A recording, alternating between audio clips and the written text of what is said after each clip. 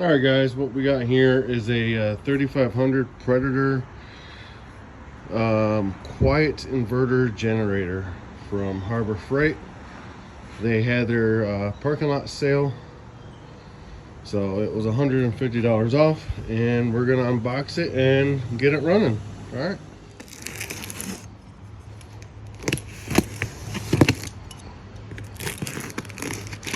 So as soon as we open the box, we have the owner's manual, safety instructions.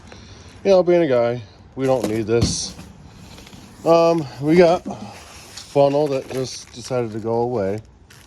We got the 30 amp twist lock RV adapter. We got this styrofoam, and then this is the generator itself. Looks like these are the tools that are provided. So we're gonna need this when we add the oil and hook up the cables for the battery. All right, I'll get back. We just got the generator out of the box. It is kind of heavy, but it's not too bad. This is everything that comes with it.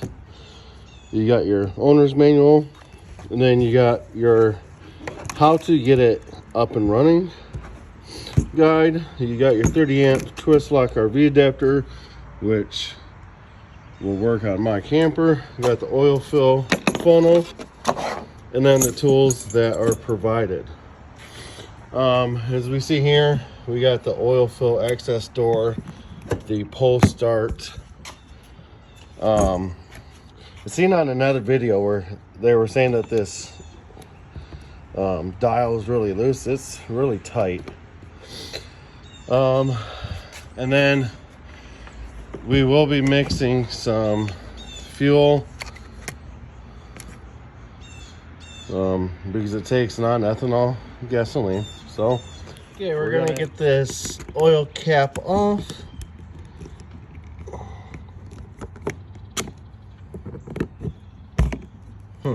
So it's righty loosey, lefty tighty. It's interesting. And looks like we have one of these new updated drain lines, which there is a access plug down below. So when you change the oil, there's this rubber plug in here. You're gonna pop that out, pop this line through, and it'll drain right out. You do not have to drain the oil out like this or tip it over. But for what we're doing, we're gonna take the dipstick out, and there is a tad bit of oil in it, but that's just from the factory. So we will be adding our own oil. So we're getting ready to put the oil in. As you can see, it calls for 10 W30. SAE capacity is 12 flow ounces. I also got this at Harbor Freight for about $8. And we're gonna use the oil for 20 ounces. The oil funnel, you know, is obviously way too small. Like, that's gonna be a mess. So after looking in my garage, this is the one that fits.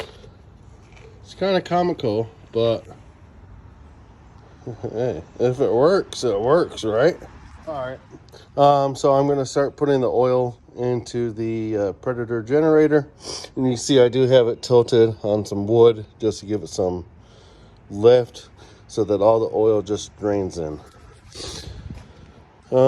Yeah, so we're just gonna do this slowly and gently, and hopefully everything works out in our favor.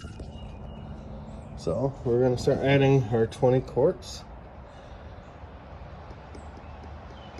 We're gonna be checking our bottle periodically to make sure that we're putting in the right amount.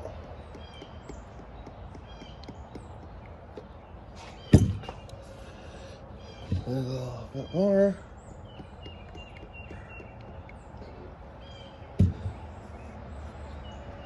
Just a smidge. And we're close enough to our 20 fluid ounces.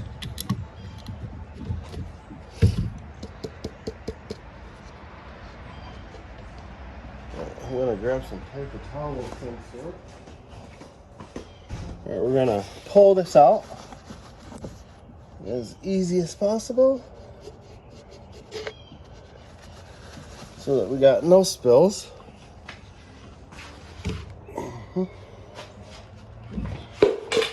All right, since we got that, I'm gonna take this block of wood off, reinsert the dipstick.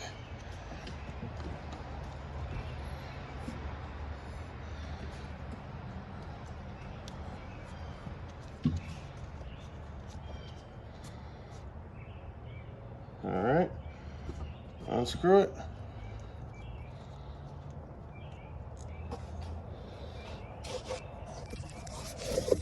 You see, we're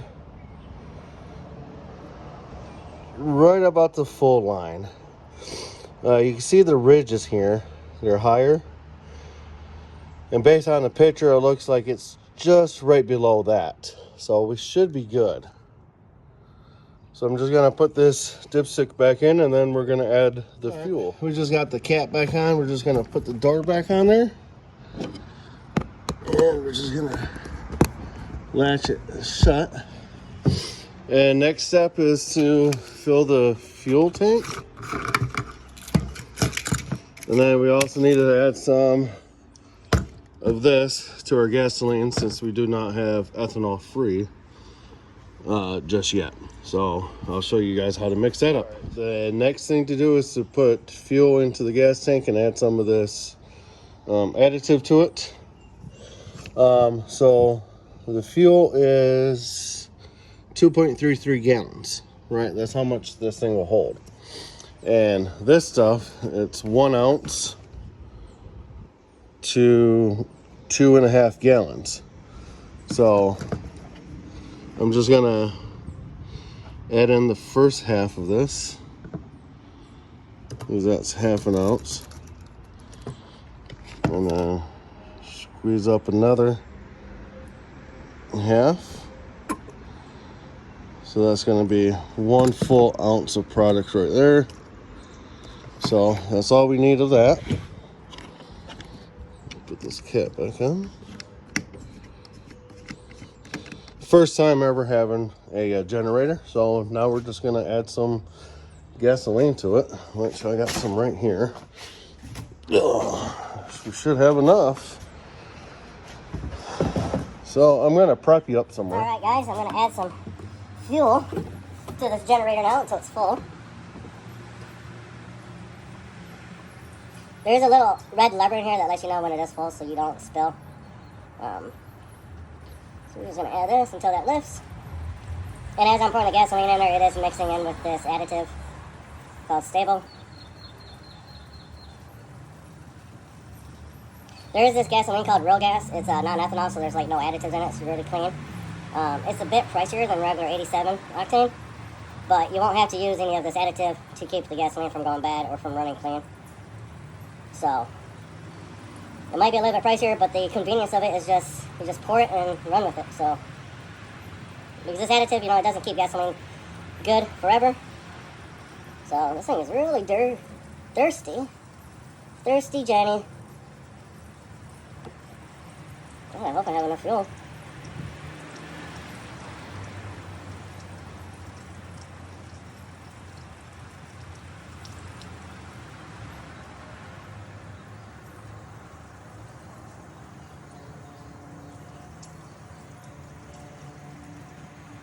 Golly.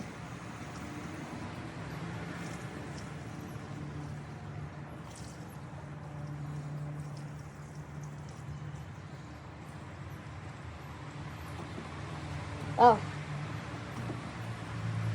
That's all of the gas I have, so that's going to have to be good. Oh. So I'm going to say it's about 99% full. So it should be good enough. So I'm just going to put the cap back on. The lever, the gas gauge, it does read full, so we're good. Next step is to hook up the battery connections so that we can do the electric start. So I'll bring you back in a second. The battery door is right on the front of the unit. So we're just gonna pop it out, and you can see all of the wires are not hooked up to the battery just yet, but it does have this little safety buckle. So we're just gonna slide this out and then hook everything up. See, it's just a tiny battery, you know, just enough for an electric start. Comes with these fasteners. So we got the these box-shaped bolts. They just slide into the posts, and it acts like a locking nut, which allows you to actually take these other bolts and tighten them down, and then the nut is not gonna slide around on you. So we're gonna get these all connected here, and then we'll toss it back in and fire it up. As you guys can see, I got everything hooked up, so I'm just gonna slide it back into its hole. I'm just gonna slide this back into its home, and then the safety buckle is just gonna go down here, snap in, and that's nice and secure. Gonna put this cap back on. Gonna tighten it down. All right, it's locked. And now we just gotta make sure that the ESC throttle is on the off side. We're just gonna go down to the choke and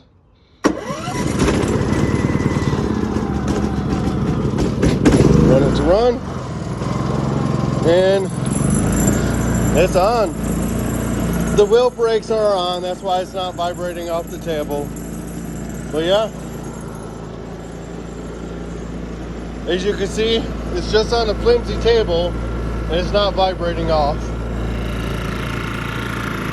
The back of the exhaust, it's not too bad for sound.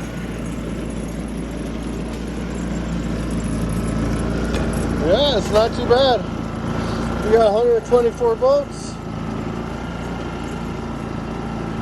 No amps, obviously. Voltage out's good. 0 hours on it. Back to 124 volts. So I'm going to let this run for about 10 minutes before I shut it down. Alright, it's now on the ground. The wheels are not vibrating on the concrete. It is actually very quiet. I can have a regular conversation even with myself. And I can hear myself talking and think. And yeah, I think it's a good buy. In the coming days, I'm gonna hook it up to the RV and see if it's true that it can actually run the AC unit on top of the RV. So I'm just gonna let this run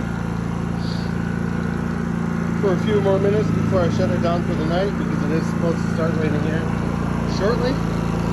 But this is the Harbor Freight Predator Super Quiet Inverter 3500, and it does claim that it can power a 30 amp RV.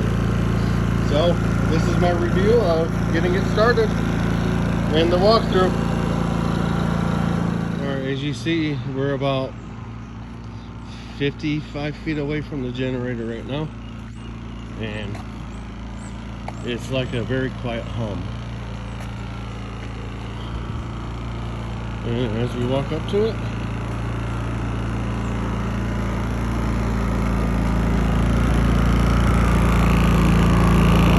about a foot away,